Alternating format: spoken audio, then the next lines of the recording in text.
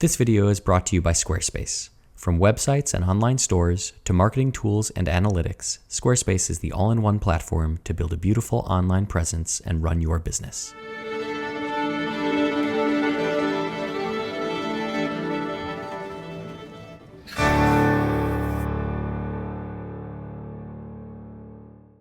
Sometimes, in the face of a new project, finding the motivation to start can feel overwhelming and pointless, causing us to ask, why bother? But sometimes we have an assist, a little push to get us started and see us through to the end.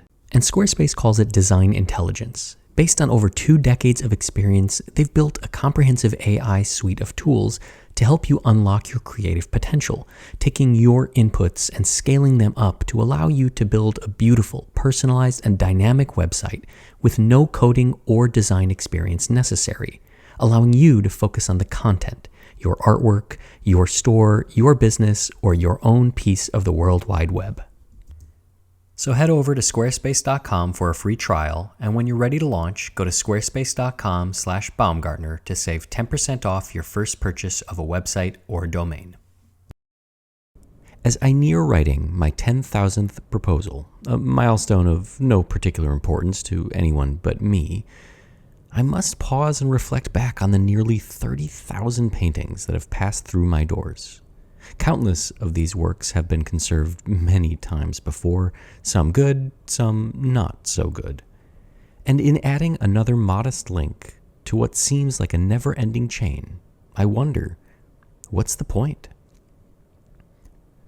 I, of course, will labor to do my best to invest the time and energy into conserving this or that painting, repairing this or that damage. Yet I find myself wondering why bother at all. For inevitably, this work will become dirty again. It will be torn and require yet another intervention. And at some point, after so many repairs, so many hands affecting change on the piece, will it become a ship of Theseus? A composition of so many later additions that the original has slowly disappeared. I'm reminded of the game of elephant that children play, passing a word around a circle in secret until it returns to the originator, completely transformed. And the futility of repeating the same task is not lost on me. Sisyphus was doomed by Zeus to push the boulder up the hill, only for it to cascade down repeatedly. Lelaps, the dog of ancient Greek mythology, who would always catch his prey, was set upon the Tumesian fox, one that could never be caught. They chased and ran from each other in a never-ending loop that frustrated Zeus so much that he turned them both to stone and cast them to the constellations. Is all this effort, all these hours invested for naught? Will we end up with a shell of the original, doomed to repeatedly chase our own tails, laboring pointlessly in the face of time and fate? We, in the vaulted field of cultural heritage, have convinced ourselves that we are very important, yet we feed no hungry mouths, save no fragile lives, nor build any dwellings. We do not provide any essential service to humanity. So, what's the point? The ship may have its planks replaced, the riggings changed, and the sails cut anew. It may no longer bear the fingerprints of the Creator, and now be a collaboration of many throughout time, but it still sails. The ship is seaworthy and fulfills its purpose. Saved from the depths of the oceans, it can carry its crew once again and continue to have value.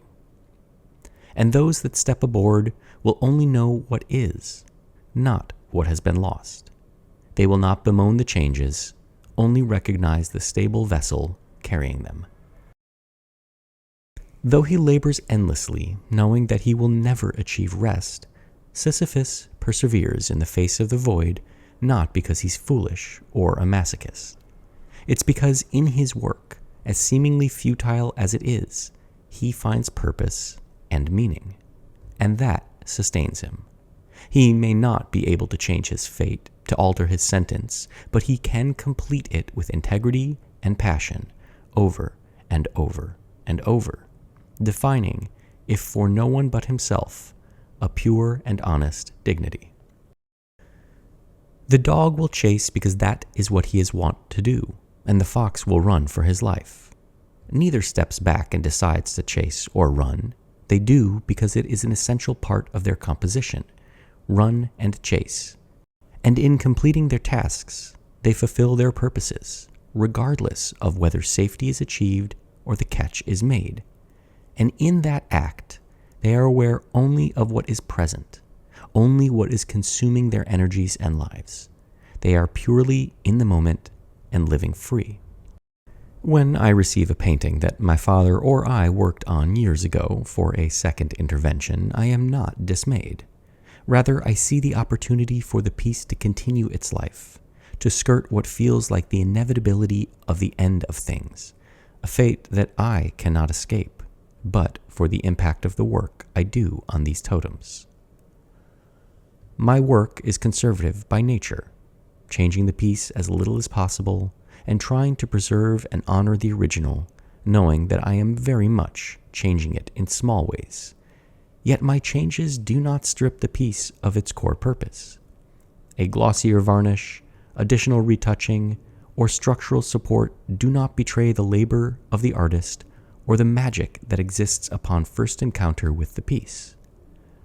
Rather, though imperfect, they help sustain that, extend the potency of that intoxication, and ensure that the artwork remains seaworthy for all those who have yet to board its conceit. Our efforts, while bearing no food, medicine, invention, or utility, are those of people who are aware of the futility of what they do. We know the boulder will never stay atop the mountain, that time and wear will inevitably consume all things. It cannot be outrun. We may chase furiously, knowing that perfection is just within reach, but always just out of it. And this does not dismay us, for in the investment of time, energy, emotion, and self, we allow the process to give meaning to the work and ourselves. Every artwork that is saved will touch another life, and another, and another. It will hold memory, affect emotions, and tell stories.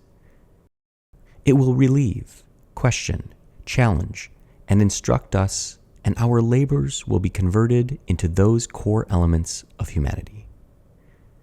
Though we are merely bailing water on a sinking ship, to throw up hands and to cry, "What's the point?"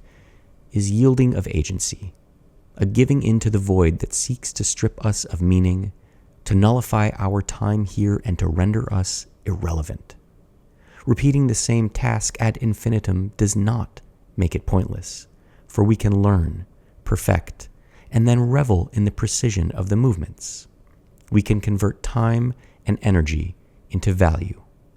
And in that labor, if we can hold on to a small piece of magic for one day longer and pass it to another, we are now part of something larger, bonded to those who step foot aboard this ship both before and after us.